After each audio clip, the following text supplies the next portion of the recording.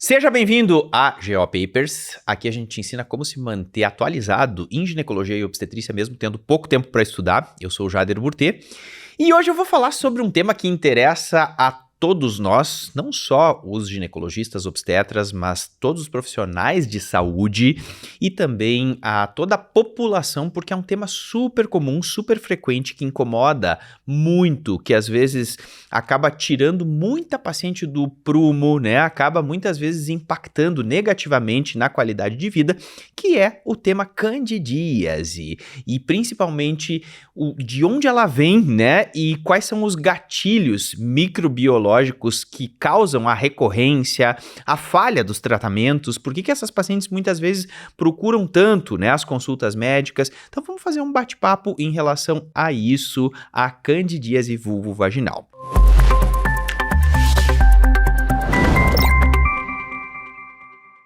Primeira coisa, vamos lembrar qual é o gatilho microbiológico que provoca, né, que causa a candidíase vulvovaginal. A cândida, a gente tem que saber que é um fungo que é comensal da vagina. O que significa isso, né? Ser comensal da vagina? Significa que é um fungo que está presente ali, né, na vagina. Ela faz parte da vagina. E ela está ali presente na forma de levedura. Por que a gente fala em levedura? Porque levedura, ela é aquele formato esférico, né? É o fungo que está naquele seu formato esférico, que é o formato que ela não é virulenta, que ela não provoca nenhum tipo de sintoma, então ela está presente ali, né? A cândida, ela é um comensal, faz parte da microbiota vaginal na forma de levedura. Qual é o problema? Qual é o gatilho, né? O gatilho que gera a candidíase é que essa levedura, ela pode, em determinadas situações, começar a fazer um brotamento. Então, imagina que a gente tem, né, aquela esfera, e essa esfera, ela começa a fazer um brotamento. Esse brotamento, essa gemulação, né, ela acaba formando uma estrutura que a gente chama de blastoconídeo. Blastoconídeo ou ainda blastóforo. E à medida que esse blastoconídeo começa a crescer, ele vai gerando a estrutura que a gente chama de pseudohifa. Puxa, então quer dizer que a candidíase, ela vai começar a trazer sintomas, ela vai se tornar, a cândida, né, ela vai se tornar virulenta, provocadora de sintomas para nossa paciente quando ela começa a brotar, formar os blastoconídeos ou blastóforos, né, e as pseudohifas. Sim, tudo bem, mas o que causa isso? O que gera isso? A gente sabe que definitivamente o que gera isso é a diminuição da imunidade, porque a imunidade celular da paciente, ela está sempre em equilíbrio, né, com o fungo. Então o fungo está lá na forma de levedura, que é a forma que ele não vai provocar sintomas, e existe um equilíbrio, né, da imunidade com o fungo. No momento em que existe uma queda da imunidade, pode ser que seja por situações que a paciente ficou mais estressada, situações de privação de sono, situações de estresse, né? A paciente passou por momentos de estresse, ou às vezes, né, a paciente não passou por nenhuma situação, né, nenhum momento estressante, mas a paciente, por exemplo, ficou usando biquíni úmido por muito tempo, né, umidade, o fungo, na verdade, ele gosta, né, ele acaba proliferando em ambiente quente e ambiente úmido. Então, ela ficou, por exemplo, na praia, né, com biquíni úmido por muito tempo. Ou, às vezes, a paciente usou antibiótico, né, por muito tempo, que acabou mexendo ali na microbiota vaginal. Ou, às vezes, não existe nenhum fator causal identificável, né, mas a gente sabe que qualquer tipo de desbalanço entre imunidade e a coexistência desse fungo pode fazer com que essa paciente desencadeie o quadro clínico de candidíase, certo? Não é sexualmente transmissível, é super importante lembrar disso, não é sexualmente transmissível. Às vezes as pessoas confundem, né? Não, mas isso aqui é sexualmente transmissível, isso aqui é pela relação, né? Tem gente às vezes que acredita que é a saliva, não tem nada a ver com saliva, né? Pelo sexo oral, nada a ver, né? Nada a ver com atividade sexual penetrativa também. Ela é uma condição definitivamente de um desbalanço da imunidade, é uma questão muito mais imunológica do que qualquer outra coisa. É um desbalanço da imunidade com aquela coexistência do fungo. Esse é o gatilho microbiológico que leva à candidíase. Quem é que tem mais candidíase? Mulheres na menarquia, ou seja, mulheres que estão produzindo estrogênio. Candidíase não é comum na pós-menopausa. É muito difícil a gente ter candidíase vulvovaginal em paciente que não está mais estrogenizada. Então, pacientes pós-menopausa dificilmente têm candidíase. Tem outras condições vulvovaginais que afetam, né, pacientes pós-menopausa. Mas candidíase especificamente, ela é uma condição que acontece na janela estrogênica, né, durante a menarca até a menopausa, no momento em que a paciente está nos seus anos reprodutivos, nos seus anos em que ela está produzindo o estrogênio. Então, super importante lembrar disso, né? Candidíase, às vezes as pessoas tratam paciente já pós-menopausa, já multiplamente tratada para candidíase, só um pouquinho, calma, né? Às vezes paciente pós-menopausa pode não ser candidíase, paciente pós-menopausa pode ser que seja uma SGUM, né, que é a síndrome gênito-urinária da menopausa, pode ser que seja uma vaginite inflamatória, né, então assim, é muito difícil que a gente tenha candidíase em paciente que não tem ainda produção estrogênica, certo?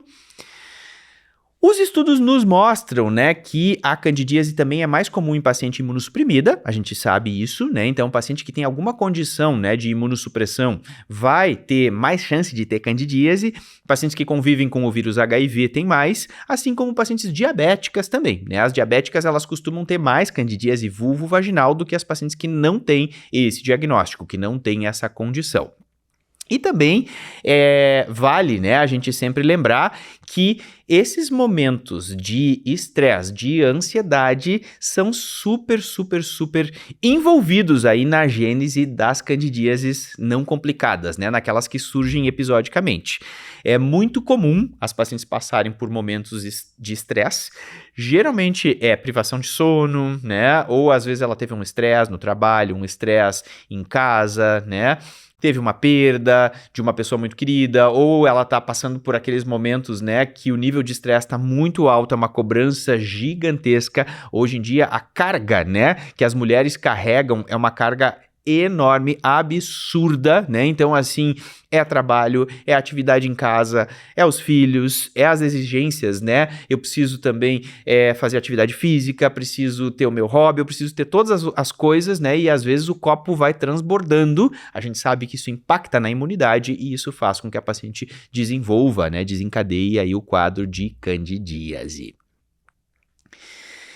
E aí vem a pergunta que é: como é o quadro clínico da candidíase e qual é a propedêutica que a gente tem, né, para a gente avaliar os quadros de candidíase?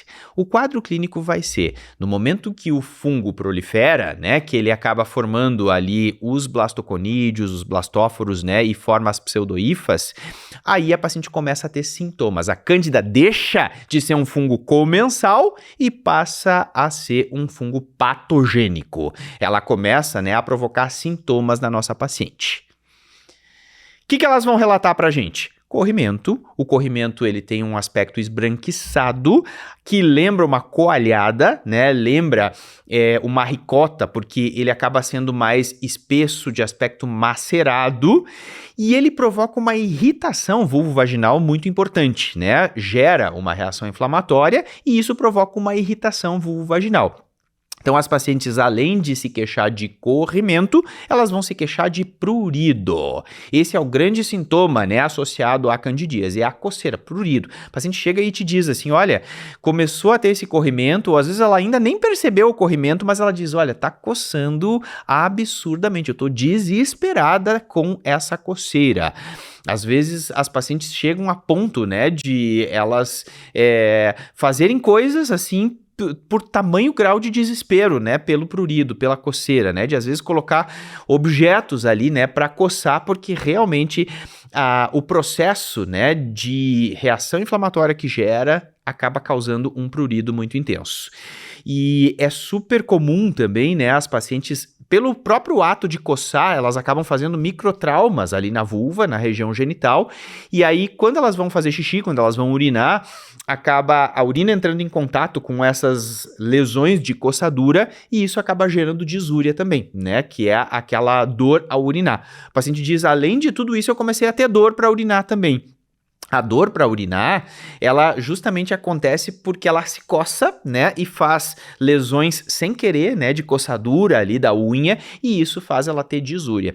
Mesma coisa que a dispareunia, que é a dor na relação. Às vezes as pacientes dizem, eu comecei a ter dor para ter relação sexual, né, parece que dói, que arde, né, ali quando vai começar a penetração. Justamente por isso, ela se coça, ela faz micro lesões, às vezes faz lesões pequenas erosões ali na vulva, né, pelo ato de coçar, e isso acaba gerando também a dispareunia, né, a dor na penetração, no início da penetração, justamente porque a vulva acaba ficando muito machucada, certo? Esse é o quadro clínico clássico, típico, né, da candidíase. Essa paciente vai nos procurar com essas queixas. Eu sempre digo, gente, valorizem, tá? Porque candidíase é um sintoma muito incômodo. A paciente se queixa muito, a gente precisa atender essa paciente logo. E por que a gente precisa atender essa paciente logo? Porque se a gente não atender essa paciente logo, o que vai acontecer? Facilmente, né, ela vai pensar, não, então eu já vou usar tal coisa porque eu sei que funciona, ou ela vai ali para a internet e já vai pegar uma receita de bolo, ou facilmente assim, ó, 2 minutinhos de conversa ali no balcão da farmácia, ela já sai com uma medicação. E aí, muitas vezes, não é candidíase. Muitas vezes a gente tem um diagnóstico diferencial. A gente tem, por exemplo, uma vaginose citolítica, a gente pode ter um líquen escleroso da vulva, a gente pode ter até um câncer de vulva. Por quê? Se ela chegar lá no balcão da farmácia, né, ou se ela procurar na internet e escrever assim, ó, coceira vaginal, né, vai aparecer candidíase. E de fato, né, porque o principal sintoma associado à candidíase é coceira. Mas, atenção! Olha só a relação semântica. O principal sintoma de candidíase é coceira. Mas coceira genital isoladamente não significa que ela tenha candidíase. Ela pode ter candidíase? Pode. Mas ela pode ter uma vaginose citolítica. Ela pode ter, por exemplo, um líquen escleroso. Ela pode, por exemplo, ter um câncer de vulva, né? Ou uma neoplasia intraepitelial vulvar. Então, coceira não é igual a candidíase. Apesar de candidíase ser praticamente igual a coceira, olha a relação inversa. Coceira não é igual a candidíase. Então, a gente tem que ter o raciocínio clínico, né, em medicina, da gente começar pelo sintoma. É que em medicina a gente estuda as doenças, né, e não estuda de forma sindrômica os sintomas. Algumas faculdades, algumas escolas já estão mudando a forma de estudar medicina. Mas a paciente vai nos buscar pela queixa de coceira. E aí pensa comigo, ela pode ter outras coisas e às vezes ela está tratando erroneamente candidíase porque ela está mal orientada, ela está mal conduzida. Às vezes a gente tem que fazer essa meia-culpa também, né, porque às vezes não é porque a paciente quis por conta procurar tratamento, né, e buscou na internet ou no balcão da farmácia. Muitas vezes né, mas às vezes a paciente ligou para o seu médico, para a sua médica assistente e a gente, não tinha horário, não deu, não sei o quê, só tem horário para daqui a um mês. Não tem como ela ficar com coceira por um mês, né, gente? Então, é importante, né, a gente ter esse filtro, né, e dizer, não, essa paciente eu preciso ver, eu preciso olhar. Tá, e aí ela chega com essa queixa lá no teu consultório, né, e a gente vai examinar essa paciente, né, então a gente examina, a gente passa o espéculo, vai ver que tem um corrimento, vai ver que a vagina tá hiperemiada, né, existe aquela vermelhidão na vagina, na vulva, às vezes a gente vê que quando tem vulvite já bem evidente, né, por cândida, a gente vê, né, também, às vezes não, né, às vezes não é tão evidente assim esse processo inflamatório, mas uma coisa imprescindível, gente. Parece uma coisa simples? Parece o nosso feijão com arroz do ginecologista? Sim, é uma coisa que é do nosso dia a dia, mas a gente pode errar o diagnóstico se a gente pular a etapa de fazer a lâmina. Não, Jader, poxa, não dá, às vezes o consultório tá cheio, tá lotado, tem um monte de paciente, não dá pra ficar perdendo tempo fazendo lâmina, né? Ou lá no lugar que eu trabalho nem tem microscópio e tal. Pois é, mas se você pular essa etapa de fazer a lâmina, tem chance de você errar. E uma chance grande, né, de você errar o diagnóstico. Às vezes pode ser que ela tenha uma outra condição. Vaginose citolítica, por exemplo, dá um quadro clínico igual, exatamente igual. Se você não fizer a lâmina, você não diagnostica vaginose citolítica. Tá, então quer dizer que eu preciso olhar a lâmina? Sim, coleta a lâmina, né? Faz a lâmina. Você vai lá, né, com um espéculo, pega, né, uma amostra do corrimento, cuidando para pegar sempre da vagina e não do colo, né? Faz ali uma coleta de uma amostra e faz uma lâmina. Não precisa ser uma lâmina, não, eu nem sei fazer grã, nem tenho material. Tudo bem, faz um exame a fresco, né? Que é simples de fazer. Eu não sei por que existe tanta resistência assim de fazer um exame a fresco do conteúdo vaginal. Vai ali, é simples, gente. Pega uma lâmina, pinga uma gotinha de soro fisiológico, uma gotinha só. Soro fisiológico tem em qualquer lugar. Não vem dizer que, não, mas eu trabalho no lugar que não tem essas coisas. Não, soro fisiológico tem. Mesmo que você esteja numa unidade de saúde que tem um material super escasso, que não tem quase nada, sorinho fisiológico vai ter, né?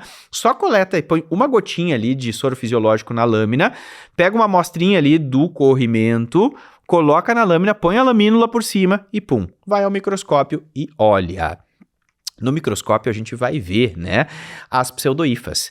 É fácil de ver, porque elas se atiram, né, ali nos campos microscópicos. A gente olha e vê aquelas estruturas que lembram galhos de árvore, são as pseudohifas, né, e aí a gente pensa, poxa, tô vendo, né, esses galhos de árvore aqui, isso aqui com certeza é candidíase.